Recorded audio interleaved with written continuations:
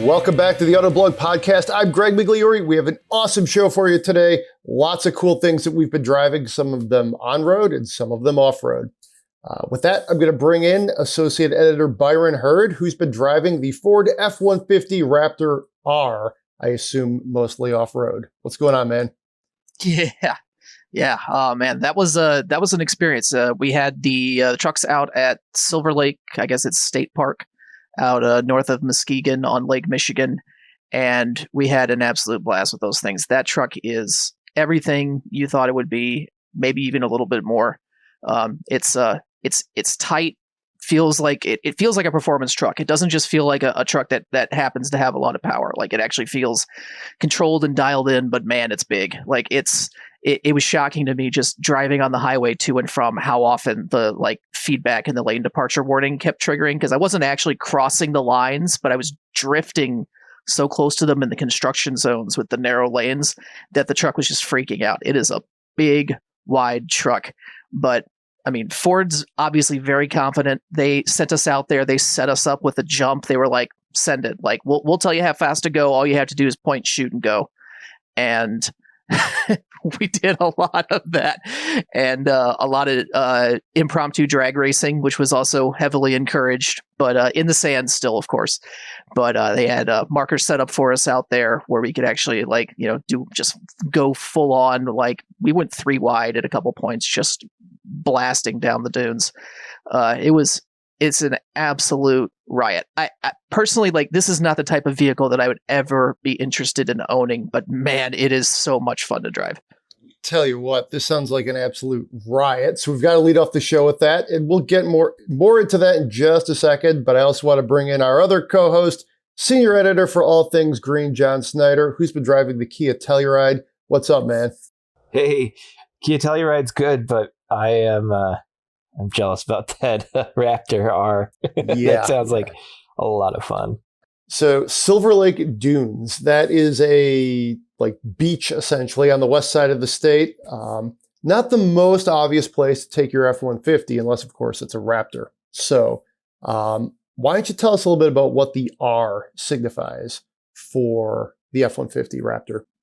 So it's Ford's equivalent to the Ram TRX. It's supercharged V8. It's the 5.2 liter with a larger supercharger on it, I believe, than it has in the GT500, but it produces less power. So it's 700 horsepower, dead on. So it's 2 shy of the TRX. And of course, we all asked for it. Couldn't you have just found 3 horsepower just to say you did it? I mean, why not, right? But they were saying, well, we're looking at a more holistic approach. This is all about having a truck that's already as capable as the existing V6 Raptor that doesn't sacrifice anything to get more power. And so the chassis is virtually identical. The spring rates were adjusted to account for the extra weight of the V8.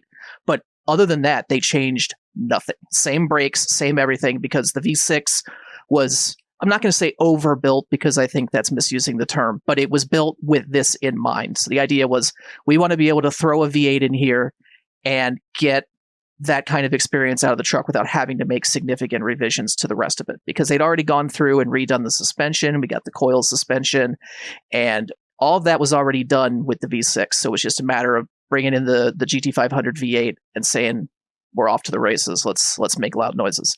So it's only about 200 pounds heavier than a regular V6 Raptor, and it's only about 100 pounds heavier than a V6 Raptor with the 37-inch wheel tire package, which is standard on the R. You can't get it without it, which is, from what we're hearing, is kind of the reason why it's not any quicker to 60 than it seems like it actually is. We didn't get to do instrumented testing with it, but seat of the pants, I mean, it's obviously very fast. And whether it actually ends up being faster than the TRX or just as fast as the TRX kind of remains to be seen. But on paper, I mean, it's got an almost 500-pound weight advantage over the Ram, and I mean that matters. When you're off road and you're throwing that much mass around, even on those big heavy duty suspensions, the less you have, the less the truck has to deal with in order to get itself turned, get itself out of a hole, the better. And I mean, you can really feel how tight that Raptor feels. It doesn't feel like there's a V8 in it, which is a weird thing to say about a truck. Like it doesn't feel like it's the biggest of the big Raptors. It just feels like a Raptor that happens to be really stinking fast. I'm curious, you're looking for a very capable off-roader, I tend to think smaller, like to your point, more like let's see what size Wrangler I might want, for maybe my, weekend adventures, or, the Tacoma, which is something I drove, and we'll get to that in a minute here, in TRD Pro trim. It's definitely, I don't think large truck. And we actually talked about this last week on the show. James Riswick drove the Ram Rebel, and that is a very large truck. So to me, it's almost like for vehicles like this, they do have a very defined purpose, which, some of the things you mentioned earlier, like burnouts, drag races, like that's where you have some fun with these trucks, is just more like almost wide open spaces where the terrain is soft, if you will. Yeah.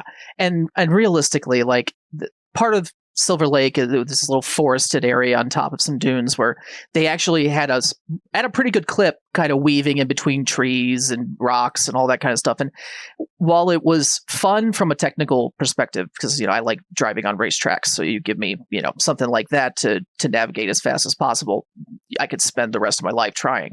But it's definitely not nimble the way a two-door Bronco or a two-door Wrangler is. It's a big, heavy freight train of a truck. And when you it's technically, short cab, short bed, because they wanted it to be a quote unquote small F-150, but still a crew cab. So it's big. And just doing donuts in that, it would be so easy to get too much steering into the car to the point where it pulls all your power, and you have to loosen it back up and widen your arc just to make sure you can keep momentum. And when we have a smaller vehicle, you can chuck it around a little bit more. The long wheelbase makes it very stable, but that doesn't do you any favors in terms of maneuverability. And I'm with you. I'm a Wrangler guy. I have been forever. My family has been forever. And we've always been two doors for as long as that's been the option. And yeah, I'm with you. Like the technical, weaving in and out of rocks and trees and all that kind of stuff appeals to me more than the like overland blasting. But I mean, just because they're for different customers doesn't mean one is better or worse. And I mean, Ford's put together an excellent truck. And really the only things I would change objectively would be an improvement to the interior, which is still a little bit behind the Rams. It's just not quite as nice. It's pretty good, not quite as nice.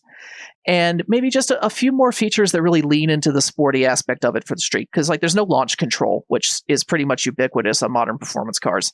And, Ford's engineers basically said, like, what does that matter in this? Well, of course, we're all thinking, well, you want to beat the TRX guy, right? So you want every advantage you can get.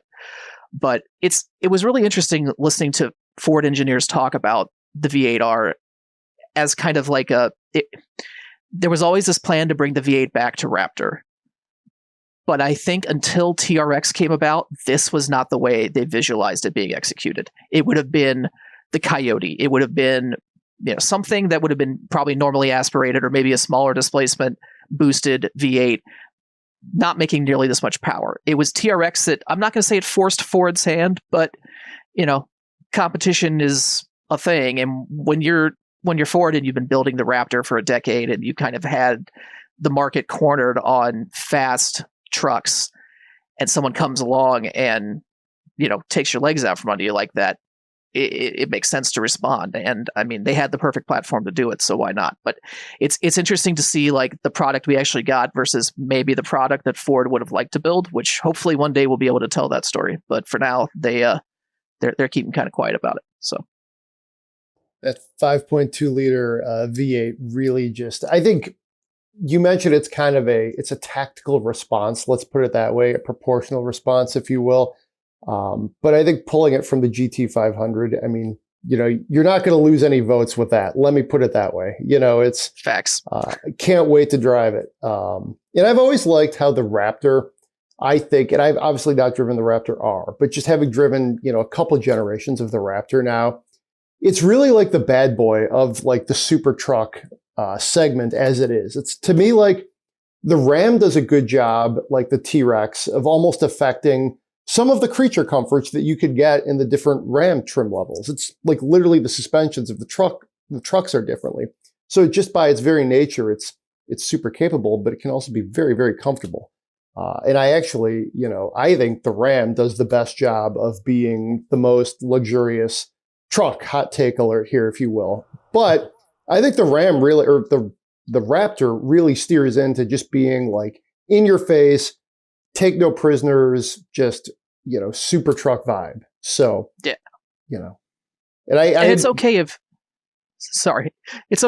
some of these like last gasp super truck gasoline models are crazy over the top, because I mean, and this is something even Ford acknowledges, the new Lightning, even just like a mid-range Ford F-150 Lightning, is gonna smoke these trucks in a 0 to 60 race. Like, the EV performance is going to shift the goalposts so much that these trucks need more than just the power to make sense. Like, they need to be loud. I mean, the Baja mode in the Raptor R, the exhaust is fully open. There's no baffling existing when you're doing that. And it's technically illegal to drive the truck on the road in that mode. It says for off-road use only, because it's like 130 decibels max or something like that. It's absurdly loud. If you're standing close to it, it's a hearing loss problem. Like, it's a real thing. But because it's an off-road only mode, they're allowed to get away with it. So, like, they're kind of pushing the limits on how outrageous they can make these things, between this and the Ram, and then, the Escalade V, which is, different market, obviously, but the same attitude, and it's just all about doing the most with these things before they can't do it anymore. And I get that. I think, if you're going to go out in style. Well said. Well said. Final thoughts here. Did anything surprise you about this version of the F-150? The brakes. Yeah. Okay. Going in thinking they would, knowing that they weren't upgraded from the regular Raptor, and driving on sand where, you're dealing with traction issues, whether you're just cruising along or where you're actually pushing it. And it, especially like just doing those repeated acceleration runs over and over and over again, and then coming down from that at having just a couple hundred yards basically of runoff afterwards, and coming back around, like, the trucks just smelled like friction material the entire time, because those traction control systems are working like crazy trying to keep the thing pointed straight while you're accelerating, and then you have to get hard on the brakes in the shutdown. So like we were using the brakes probably just as hard as we were using the engine in those acceleration runs, and it kept going every time. The way you could actually just haul down on the truck in the sand and actually get it to stop quickly really impressed me. It's surprisingly strong in braking. Interesting. All right. So let's shift gears here a little bit. Believe it or not, it looks like John probably drove the Telluride on road most of the time. Although if you look at some of the pictures here, he's really out in the wilderness, it looks like. And of course, the press shots always show the Telluride literally looking like it's doing Baja or Bonneville or something. Because, whenever I've done, test driven the Telluride, that's what I do. I seek out some rugged course. I head straight to Hollyoaks. That's how I roll. But it's a hugely important vehicle. They were very hard to get, even before like the chip shortage and inflation, a very in-demand vehicle. For the most recent generation, we basically considered it, along with the Palisade, one of our favorite, large-ish crossovers. So I'm curious. I mean, it had some pretty big shoes to fill. Does it live up, if you will? John, what do you think? Well, the changes to the vehicle itself are sort of incremental. There's some more tech, some more driver assistance, some light facelifting going on, some added convenience features. The big change for 2023 is the addition of the X Line and X Pro trims, which are sort of the sort of like the Subaru Wilderness or some akin to that, just lightly off-roadish, nothing crazy. But we did actually take the X Pro off-road. You're at a ranch outside of San Antonio, and we were crossing ditches and rock piles and things like that, and it behaves really well. My wife daily drives a Palisade, and there's no off-road ish trim there, but we take that on some of the ORV trails near our cottage just for fun, just because it's that's how you can get from our cottage to one of the restaurants in the area. And it's, perfectly capable in those situations. The X Line, the X Pro add a little more ground clearance, I think 0.4 of an inch. The X Pro adds all-terrain tires, a little bit of suspension tuning, and it was actually, I couldn't tell. I didn't get to try it back to back with the regular Telluride to see how much better it is off road. I was kind of surprised at some of the things we were doing. Lots of one, sometimes two wheels in the air sort of things, and it was finding traction and wasn't getting stuck. But yeah, some of the other changes to it, like the digital rear view mirror and the addition of the highway driving assist 2, which has better logic and machine learning for cruise control, and it'll better account for what other cars are doing around you. Those make a little bit of difference, in day-to-day life. And people aren't going to take their Telluride off-road very often, even if they do have the X Pro. But it will get you to a campsite. But those little things like those little tech and convenience things are what make life a little better in this. And I'm not sure that I care too much about the visual updates. I don't really do that much to it. But like you said, it's a highly in demand vehicle. I think it sold 95,000, somewhere around there, units last year.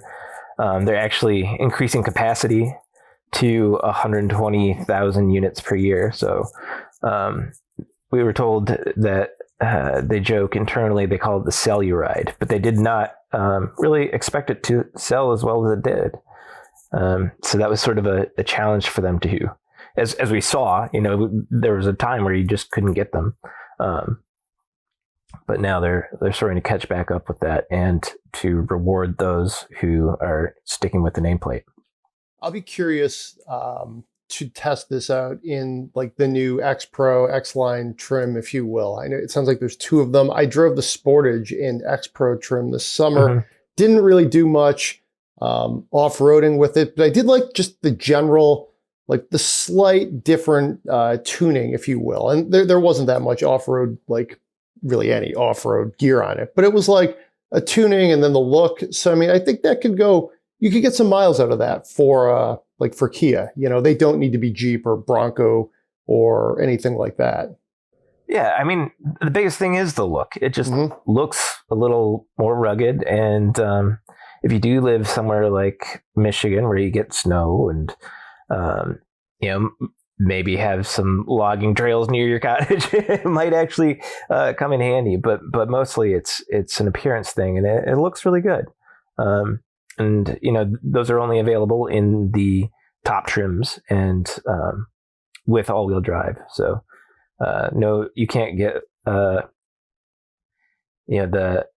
base one, the SX with the the LX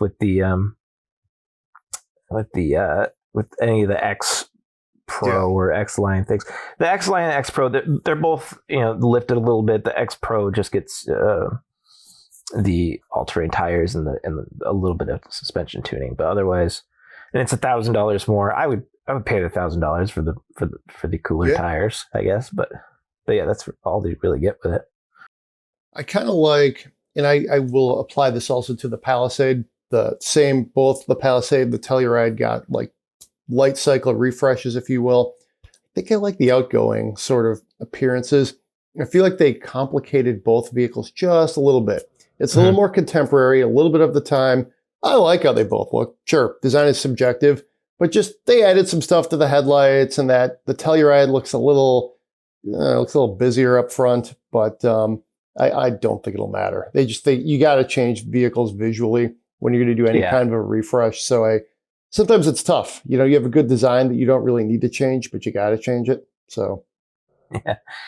And no powertrain changes here. It's still the same V6, which is perfectly ample for this thing.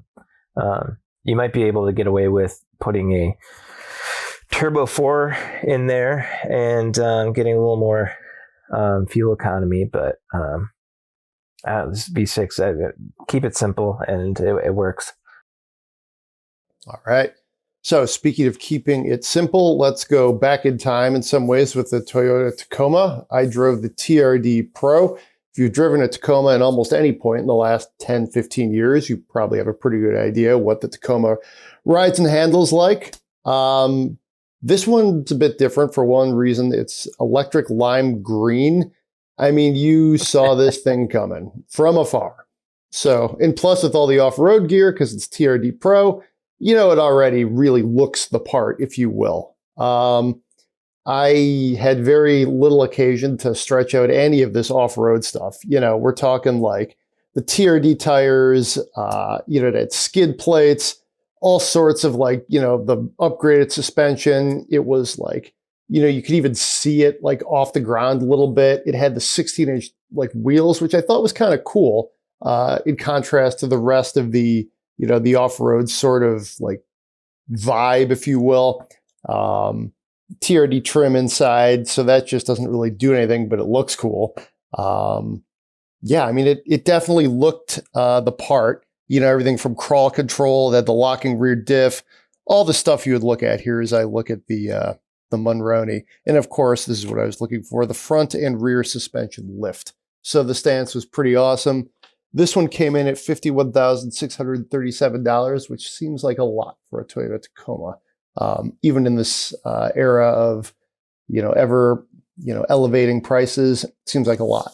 But it's a lot of fun, you know. I mean, if you're looking to go off-road and you need to do it with plenty of capability, the Tacoma TRD Pro is there for you. That's for sure. I tend to like the Tacoma, frankly, in a little bit lesser trims because I struggle to find the use case where you would need this much off-road capability for your like mid-size truck. You know, I mean, it would fit very well, far better than Byron's F-150 Raptor R in any spot. So, you know, it has that going for it. It definitely has more of the size and space that I look for in like an off-roader. So I appreciated that. But to me, I look at the Tacoma as just like, you can get it in a lot of different flavors. And this was just the flavor that happened to come in. And that made it more fun.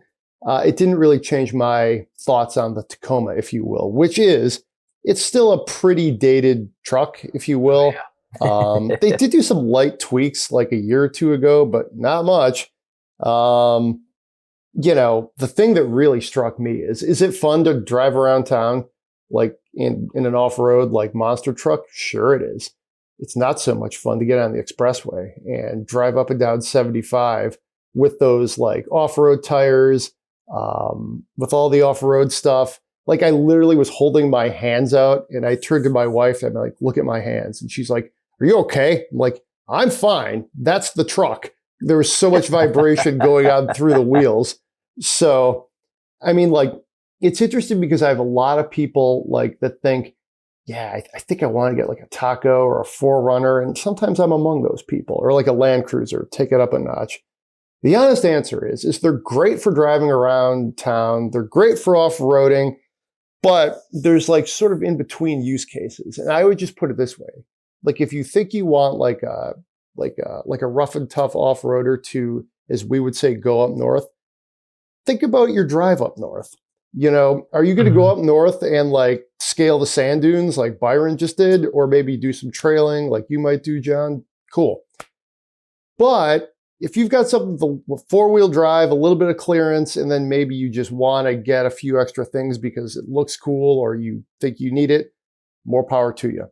But I tell you what, driving the Tacoma TRD Pro from, say, suburban Detroit to, say, the UP, man, you're going to feel tired when you hit, the Mackinac Bridge. Your arms are going to be tired from keeping that thing straight and narrow on the road.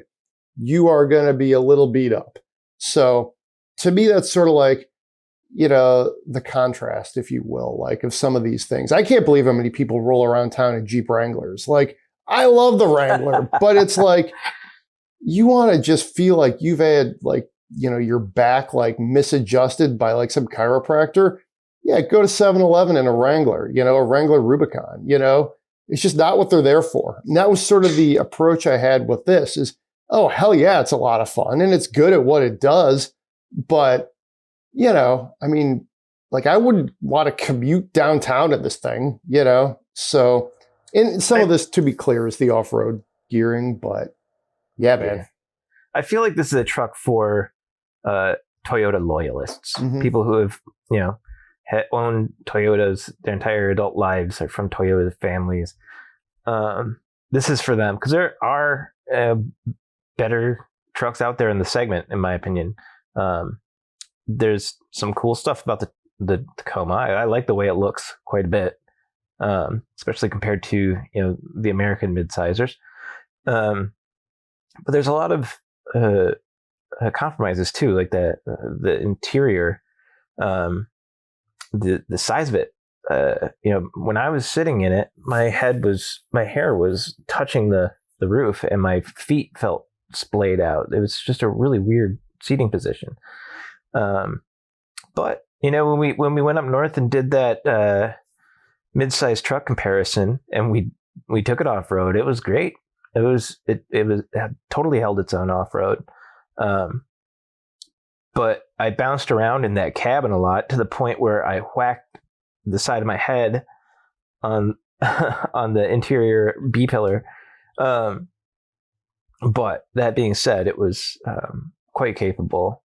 I just think there's better things out there, unless you're someone who sticks with the Toyota brand because it's something you're something you're familiar with. You like the reliability, that sort of thing. There are all the things that go along with the Toyota brand. It's a truck that Toyota made for people who drive their cars who might be looking for a truck. It's not a conquest vehicle, in my opinion. Yeah, I think that's a fair take. I think it's also, I noticed like getting in the truck because it's, a jacked up off-roader, you got to get into it. Steering wheel cuts pretty low for somebody, and I'm like a little bit shorter than you, but it's still pretty tight in there, But it's also a lot of fun. You kind of open the rear, like the sliding rear window, get that truck vibe, put the windows down. I took my kid to the cider mill at the end of Friday, and it was great. Everybody walking by is just like, it's like the right vehicle for the cider mill. A truck that just kind of sits amongst the leaves and all that stuff. I think if I were looking for something like this, I would think 4Runner first, just because you get more it's a little bit more comfortable. Oh yeah. Or it's ridiculous how much they are, how good the resale value is. But used Land Cruiser, maybe go that route too and try to at least be a little more comfortable. But the brakes in that thing are even worse if you can imagine it.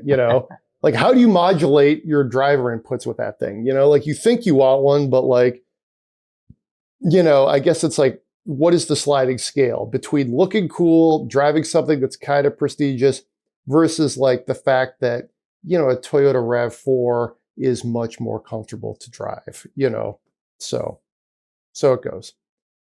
All right. So that is the Tacoma. I'm going to run through a couple things I've had through my personal fleet. I had the Chevy Traverse. Curious if any of you guys driven a Traverse at all lately? It's been a while since this has come through the fleet. It's been years, man. It's been a couple of years at least. Yeah, years, same. Probably. Yeah, so this is the High Country. It was very nice, which it should be for the High Country sticker. $53,600. Had the 3.6 liter V6, the 9-speed automatic. It's a beautiful shade of radiant red with a jet black interior with clove accents. Okay. Yeah. So it was a nice looking crossover. It's huge, in case like, I'm sure there's no shortages of Traverses rolling around Michigan, but even if you haven't driven one lately, you can see it's huge. You get inside, it's huge. Tons of room in there. I mean, parts of the interior look a little dated. Like the IP right in front of me reminded me of my brother's 2006 Impala SS. So, there's that. Like it was literally very similar gauges, but you get like the Chevy infotainment system. It works really well with your phone. Super comfortable to drive. Fuel economy is not terrible. 25 on the highway, 20 like combined. I saw somewhere the car and driver actually got 27. Somewhere would be car and driver probably to crack that case. But it's very nice. I don't want to like damn it with faint praise. It's not the best in the segment. It's not the worst. I would say if you sort of lean domestic, this is probably your crossover. If you're a loyalist of another brand, you're probably going to lean that way. And that's not really an indictment on the product. That's just different vehicles tend to have their loyalists, just like the Tacoma we mentioned. This is it. If you're looking for a big, domestic 3-row crossover from Chevy, this is probably it. Didn't blow me away in any sense, but it's also very nice. I think it's competitive for sure. It's just that the segment is literally enormous. Yeah. In keeping with the dynamics and wheelbases and lengths of most of these vehicles. The one thing it didn't necessarily have is vehicles like the Hyundai Palisade and the Telluride have had a little bit of like an it factor, maybe because they are so new in some ways, whereas the Traverse just felt very generic to me in an okay way. Drove well, handled well, fuel economy's good, nice interior. Not cheap.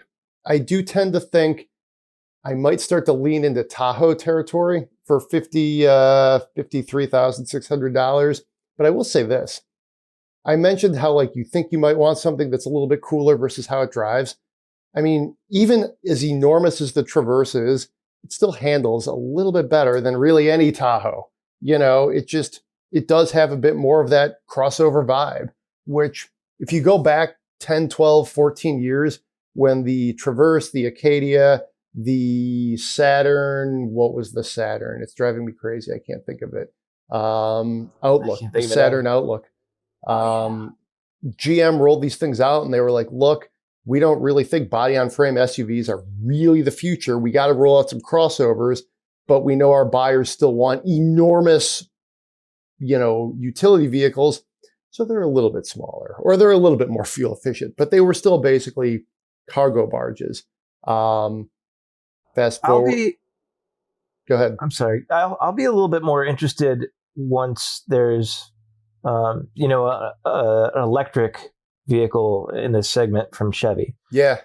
Something, a sort of mid-size-ish 3-row crossover powered by Ultium with the new tech that GM's coming out with, maybe even with Super Cruise and updated looks. The things that GM is coming out with now just look better, in my opinion. They've started to step up their design, both inside and out. So once that comes around, I think that would be pretty compelling for me, anyway. I think that just sort of would fix some of the genericness of it, and and just give it a little more premium feeling to match the price. Yeah, I think this definitely marks in some ways, the end of an era for Chevy. Many of their newer vehicles, like the Blazer, the Equinox, the electric versions of them, have a totally different vibe. This Traverse fits in well with things like the old Malibu, the old HHR, the Camaro of, that generation. And you know what? At some point, things like this don't have to be style plays, but they can. So it was a nice weekend with the Traverse. I actually took it to NAC toy testing. And I tell you what, after a day of driving, like literally like 10 cars in a day, you don't really want to hop into like, at least I don't, hop into like, a speed 3 and then drive 60 miles home in rush hour traffic. I was more than happy to get inside a Traverse, let my Android phone sync with the Android base Chevy/GM infotainment, pull up a podcast, and drive like barely conscious home, after a long day of car testing, which I think is a lot of the ways people will use this thing in real life. You've been hauling the family to soccer or swim practice. The dog's got to have its own row. You're tired.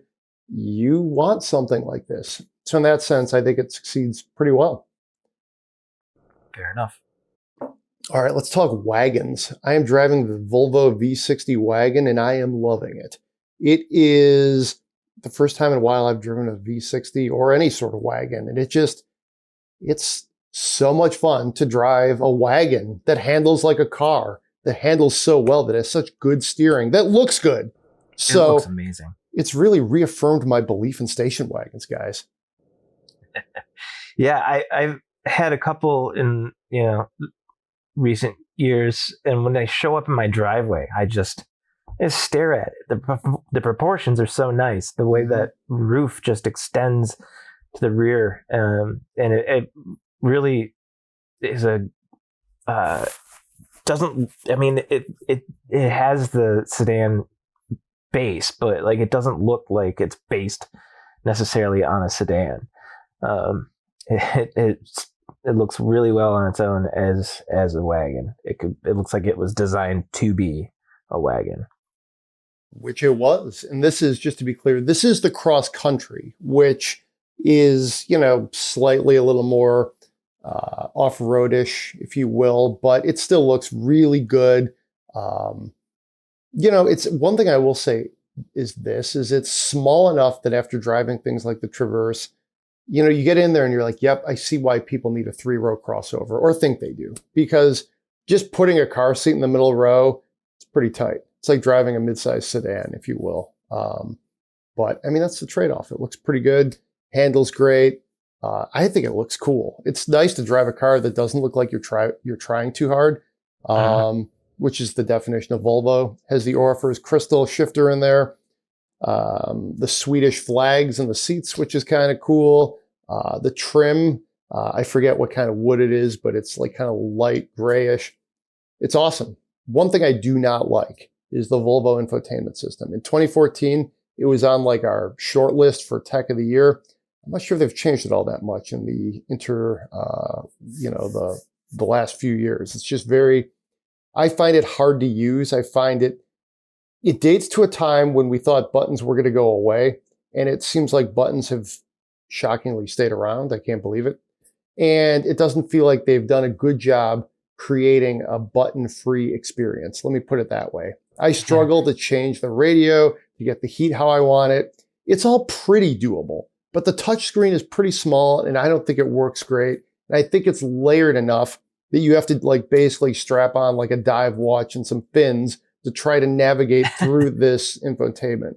So they're moving all of the Volvo lineup to the Google platform, but that doesn't solve the problems that you bring up, the buttons and the having to dig through menus. Yeah. It does fix some of the things like navigation, and streamlining the experience from phone to car. It does bring about a really good voice control system, but yeah, you're still going to have to fiddle through menus to do pretty much anything with it. Yeah, they retained basically the entire interface from the pre-Android version of it. So like, you could sit down and look at two of them and not even realize which one is the newer infotainment operating system. It's surprising how cleanly they transitioned it, but you're right. The performance improvements are nice, and the small fixes here and there to some of the kind of intuitiveness of the menus and stuff like that is nice. And you're absolutely right about the voice control. That makes a huge difference. Its ability to understand fairly natural language is excellent, which helps when you're looking for features, because sometimes you can literally just ask the car to do whatever it is you're trying to find and it'll do it. So It's some of the old school Jaguar and Land Rover infotainment systems. And by old school, I mean a few years ago. That was the way to do it to me, was just, press the voice command and pick out the radio station. Because if you touch it, it might crash. Well, that's true too. Yeah. That's very true. Yeah, but I don't know. There's not that many, just to bring this all together, there's not that many true sort of wagons, and arguably a cross country isn't exactly a true wagon anymore, but this is among my favorites. I don't know if there's anything else out there that you guys like better. The Outback is a wagon, certainly, but it's got enough of a crossover-ish vibe to maybe not be truly a wagon in the way some people might think. And there's the E-Class, but yeah, gosh almighty, that is an expensive vehicle. Indeed, yeah. And it seems like they've really kind of moved away from like tuning wagons by default to be like enthusiasts. They're kind of just, they're almost watering them down even more just to make them appeal more to crossover folks. And like I was so disappointed by the new A6 All-Road and the new E-Class All-Terrain. Both were just like, even in their quote unquote sportiest settings, they were still just very soft, very wallowy. They just felt like crossovers. They felt like they could have been, they should have had a queue in front of them instead of whatever. Yeah. It's disappointing because it's the kind of thing where it almost feels like it was the kind of vehicle that was engineered specifically to appeal to people like us, and then we're the ones who end up being most disappointed by them because they don't do either job nearly as well as the real thing, and you just end up feeling like you could have had a really good primary car and then a useful utility vehicle, and instead you get this mashup that kind of lets you down in both regards. You can get a just regular V60 hybrid. So you can get like without even special ordering it, as near as I can tell here, starts at $70,550, which is a lot for something like this. But that's very appealing to me, if you will, if you wanted to cleanse it of the cross country vibe. But that's like literally it. Looking at the Volvo lineup, the V90 is actually a cross country as well. So for a while, I don't know if they're still doing this. You could special order a V90, like a regular V90 as opposed to a cross country. I don't know if they're even still doing that anymore, just because it was so, I got to imagine the take rate was pretty small for both. I wrote the story in 2013 about the end of Volvo wagons, and it seems like it's time to write that story again. It's coming back around. But electrification changes everything. I think you bring electrified powertrains into the equation, and I think it allows you to rethink things. I think there's some sort of assumptions that we've forced ourselves into that, I don't know, like the idea that people don't want sedans or wagons. I think, obviously the numbers have borne that out, but I think with proper marketing and there would be a way to get people excited about these types of vehicles again. But by saying, hey, they're electric, check this out, I think people might, it's almost like they reorganize their thoughts. And it's just like, well, hey, I like this electric car. It's a wagon. Cool. It's an electric car. And they put the silhouette, which may have been a hang up for them this year, and they just put that aside. So we'll see. It's really more like a psychology lesson than anything else, I would say, at this point. So that is the review section. We knocked out 5 cars in a pretty quick amount of time, so that's pretty awesome. Let's run through some SEMA highlights. Interesting show this year.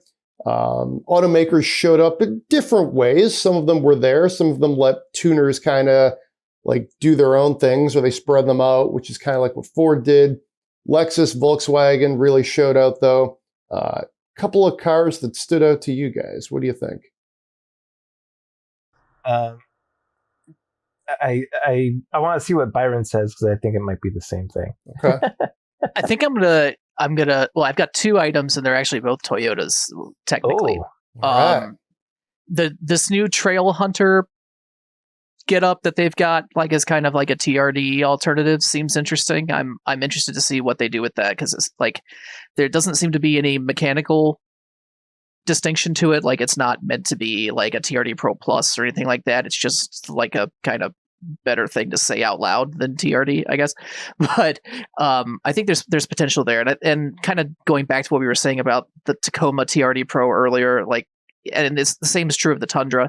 It seems like Toyota's kind of decided that its customers don't really want any more off-roadiness than what they've been offering for the last, 2 decades. So we're probably not going to get something with like front and rear lockers and like all the kind of stuff that you see on like AT4X and stuff like that from GMC. But I think there's potential there. But then the other thing I thought was really interesting was the IS 600 Plus Lexus that they showed, which was, the idea of, we've got the IS 500 F Sport Performance right now, which is the V8 kind of ISF revival that isn't really. And this is kind of interesting because it leapfrogs the V8 again, going back to the V6, but this time it's the turbocharged one that they're using in the new LX 600 and everything. So it's an interesting car. It's just a concept. I don't actually see any reason why they would want to go back to the drawing board and engineer a new powertrain into the IS, which they basically kept because it could still hold old powertrains and be cheaper for them. But it's an interesting idea to say, like, hey, well, if they'd followed suit with all the other manufacturers, we could have ended up with a turbocharged 6-cylinder compact sports sedan, which is something I appreciate. So I found that one kind of interesting and like a weird kind of jaunt off message for them to a degree, because it seems like they're all trucks, all SUV, and oh, by the way, we are going to figure out this electric thing. But hey, look at that cool little turbocharged sedan we stuck over there. So I thought you were going to say the electric Jeep CJ, because that's the one that got me excited. I just have so many good memories of CJs, and seeing one kitted out with an electric motor, and then they added a lift kit and a bunch of 35-inch tires to it. It just looks great. I want to go off-roading in that like right now. Yeah, and it also seems like kind of a very consumer-friendly version of what they did with the Magneto concept, where this is something they could actually package for not production, but for modders and builders and stuff like that who want to do resto modded EV projects, which is really cool. Yeah, it's something I would love to see. I would potentially go out and buy a CJ to convert. Given the opportunity, that would be very cool. That would be. The Ring brothers had some cool things. I specifically liked the K5 Blazer. It was a 72, I want to say. Yeah, 72. That was kind of sweet. The Blazer Bully, they called it. I thought that was pretty neat looking. I liked the fact that Dodge rolled out the Daytona electric concept again. All they did is really change the paint color and kind of further articulate a little bit on their their muscle EV program.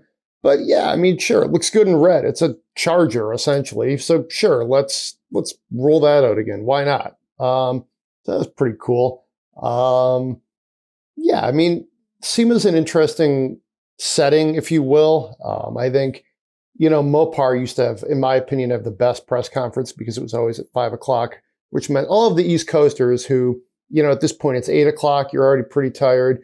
They would do a pretty brief presser. They would show off the, whatever crazy Jeeps they had, maybe something from Dodge, throw it in an old Charger, that kind of thing. Then they would always turn their press counter into a bar, and boom, beers would be coming over the side with the press kits, which were quickly put down as people were taking like 2 drafts. So that for me was always the highlight of covering SEMA is Mopar's open bar. Mopar or no car, I say Mopar or open bar. So, yeah, so that was SEMA this year. Check out the site. Plenty of useful things on there. As far as like the reveals, I think we've gotten to most of them. We're recording this on Wednesday morning, so by the time you're listening to the podcast on the weekend, we will have everything up. So be sure to check that out. Little other news this week, though, John. You saw the Transit.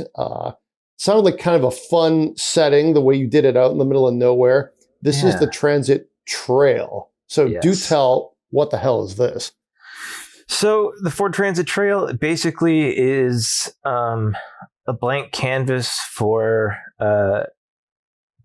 it could be a work van that could sort of go off-road a little bit, but really it's for the adventure types who want to build, a little RV, whether that's a DIY builder or an upfitter, and it's going to be, there's going to be allocation for both. But basically, it's a Ford Transit van in either the medium or high roof with the long length, or you can get the high roof with extended length. And it has the 3.5 liter EcoBoost. The suspension is lifted 3.5 inches, I believe.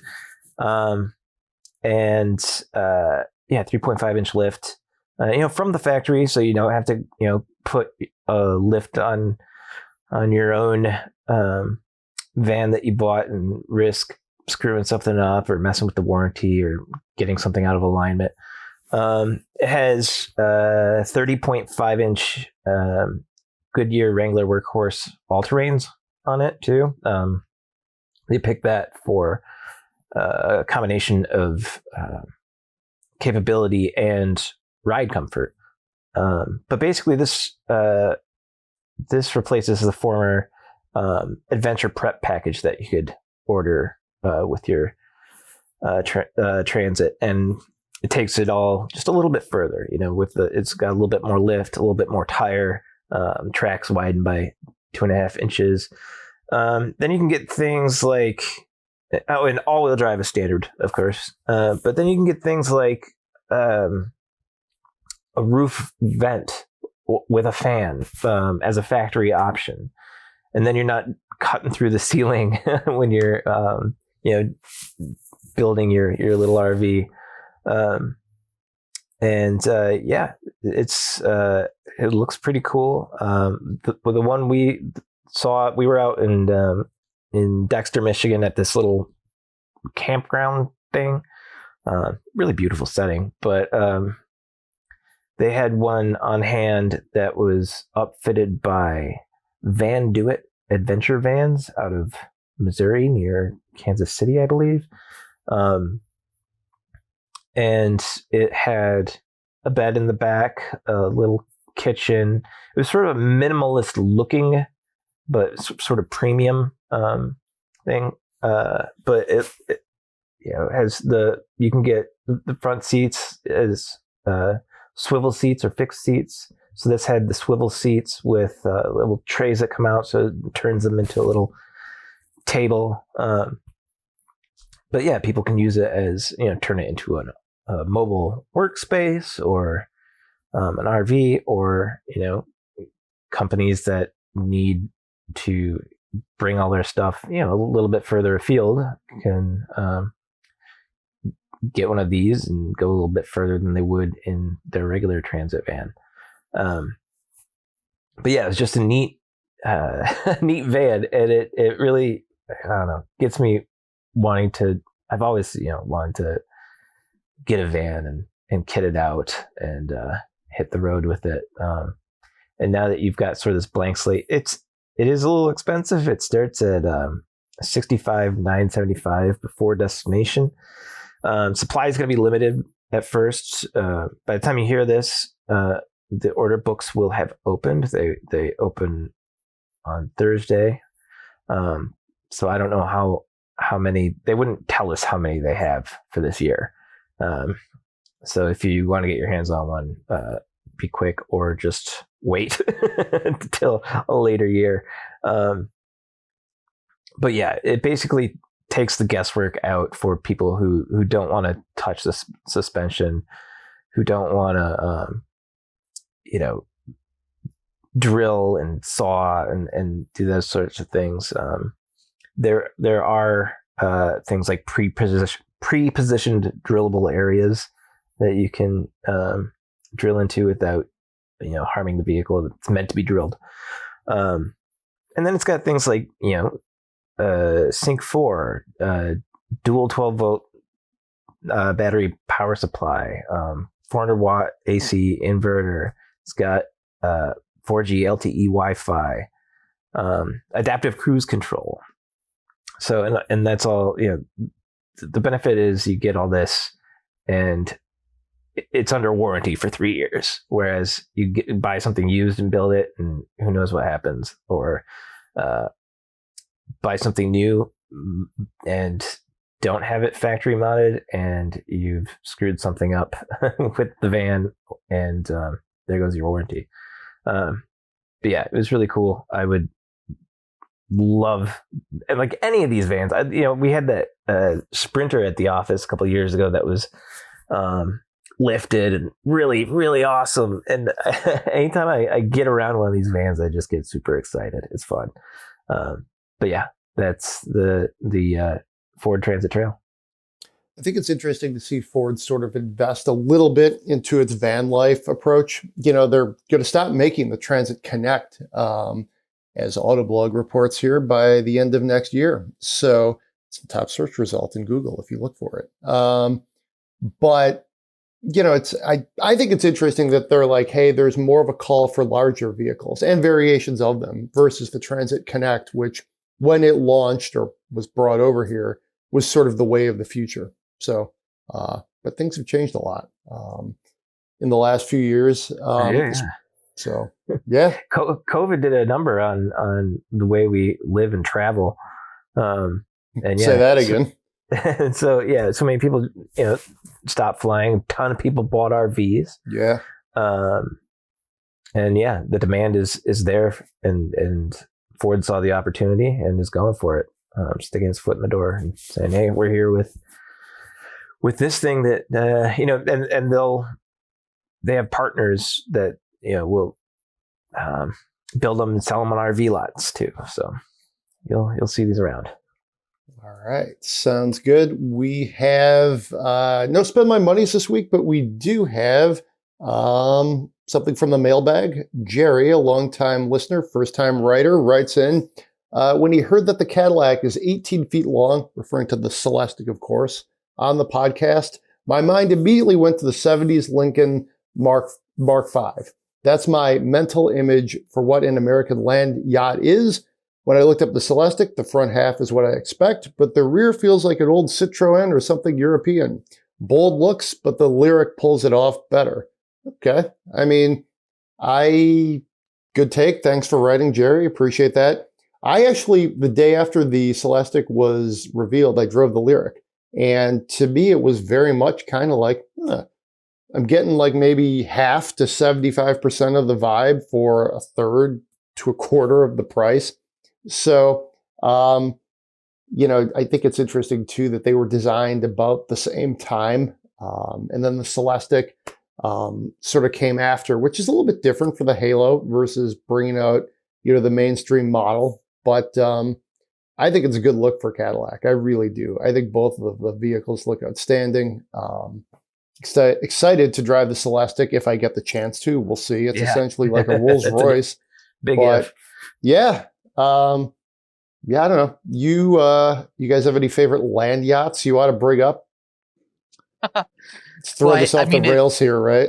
If you like the Cadillac, if you ever get the chance to look out that new Lincoln L100 concept that they did with the big crazy like cantilevered suicide door hinges, those things are that car is absolute insanity. It's longer than any other car, like any production car they build. So that concept's something like 22 feet long. It's absolutely enormous.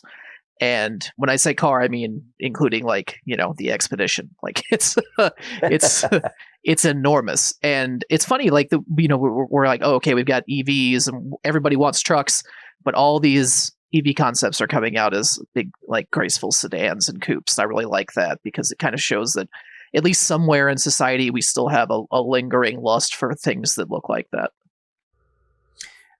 It's funny, while our listener mentions that the rear of the car reminds him of something European, it reminds me of, have you guys ever heard of or been to the House on the Rock in southern Wisconsin? No. Is this weird house that's built on this rock. It's like a maze with all these weird rooms. It's hard to describe what's going on there, but there is a big cantilevered hallway, sort of glass hallway that extends way out over this big ravine. And but yeah, it's just like dangling out above it, and that's what the rear of this car reminds me of. It just looks like it's defying physics by hanging so far out past beyond the rear wheels, and I love it. Wow. Guess I'll have to add that to the list of things when I head to Wisconsin next. So I don't know. Sounds good. Worth a stop for sure. It's weird. Yeah. Okay. That's pretty weird. All right. Cool. Well, this has been a good show. Good hanging out with you guys. Good to be here. Any fall beer recommendations you guys want to recommend? It's early November now. So we're at that point where you almost can start to really shift into stouts or porters if you haven't done so, or at least like sort of like a best brown ale kind of thing from, I think it's Beltz. That's pretty good. I don't know. What are you guys drinking in the first week in November? I haven't decided what my go-to fall beer is going to be. I've been drinking a lot of just like sort of lighter beers, actually. Okay. Just sort of like Founders Solid Gold, things like that. But as it starts to get colder, I start to remember that the Edmund Fitzgerald Porter exists from Great Lakes Brewing Company, and oh boy, that is delicious. A lot of coffee and chocolate notes, and it's just nice and dark and filling. It's almost like a stout body. So I might go pick a 6-pack of that up this weekend. That sounds pretty good. I will give another. I'll second your Founders Solid Gold. That to me is just a good year-round beer. It's good for when you're watching the football games, that's this time of year. Yeah, it's a really drinkable beer. How about you, Byron? Well, I really appreciate the fact that John brought up a Great Lakes Brewing beer, because I feel like I'm one of the few people in Michigan who's willing to buy beer made in Ohio. And that's a solid one. I'm kind of in between. I've never been a big pumpkin ale drinker, and that seems to be what everybody wants to do this time of year. So I just finished off my stash of Oktoberfest stuff, and I'll probably hang back a little bit, wait till the Christmas things really start coming in. I like those, the winter warmers, the Christmas ales and stuff like that. Great Lakes makes an amazing Christmas ale. It's moonshine. I mean, it's like 9.7% average, and every time they brew it, it's a little different. So it's not always the exact same strength. Sometimes it really knocks you over. So that's the kind of thing where, you drink a couple of them and you've had a really good evening. And that'll be my next stop on my annual alcohol tour, I think. Okay, your annual alcohol tour sounds good. I hope your annual physical is maybe before the alcohol tour starts. Yeah. Wow, yeah, good times. Yeah, it is close when you start to drink the Christmas beers, the holiday beers. Sam Adams does a nice one. It's almost it's almost a little too like notes of like cinnamon and stuff like that, but that starts to hit the grocery store shelves, if I could get that out this time of year. I'm actually still drinking. I have a Tangerine IPA, Tangerine Space Machine from New Holland Brewing. I actually got another 6-pack of it. I was looking for sort of like one of those blood orange beers, which tend to go well in the fall. Everything's orange and yellow. Couldn't find it, so I went back to this one, 6.8% ABV. So it's got a little bit of a kick to it, and I'm working my way through it. I think it's a tasty beer. It goes good with grilling outside, really anything. You really only need one or two of them with a 6.8%, kicker there before you shift over to like, Coors Light or maybe Gatorade or something. But it's a nice way to sort of start off your evening at home, have one of those. And it's funny, I had one of those beers, if you will, and the Volkswagen ad. Have you guys seen the ad with the sheep? I think it's for the Tiguan. And I don't know, it was just because I had maybe one or two strong beers. The song really stayed with me the rest of the night. It was, I got to give Volkswagen credit that like, sometimes their ads are just so like quirky or cheeky. I had no idea what the sheep was doing. Like, but then the song at the end of it, and some ad guy really earned his commission on this one. Let me put it that way. 1969, Make Your Own Kind of Music. Cass Elliot of the Mamas and the Papas sang it. Huh. So, and I had no idea what it was. And my wife just kind of breezed through the room and she was like, oh yeah, Make Your Own Kind of Music, and kept going. So that sent me down on through this rabbit hole on my phone, trying to figure out, wait a minute, what is this? So, and of course, Volkswagen, I think, does a good job sort of harking its vehicles back to the late 60s when, everybody loved them and loved their vans and all that. But there's really no tie-in with that other than I was drinking my submission this week, the Tangerine IPA, and this commercial came on. And I apparently am the last person to see this commercial. So I don't know. They really played a lot too. It was on during The Office, as well as a couple of different sporting events I was flipping back and forth on last night. So yeah, I mean, that resonates. All right. I think I've completely thrown the podcast off the rails, but please give us 5 stars at Apple Podcasts, Spotify, wherever you get the podcast. Send us your Spend My Monies or any questions you might have for the mailbag. That's podcast@autoblog.com. If you have any winter drinks or something you're about to start enjoying and you want us to throw them out there as part of our recommendations, please let us know. Obviously, be safe out there. And we will see you next week.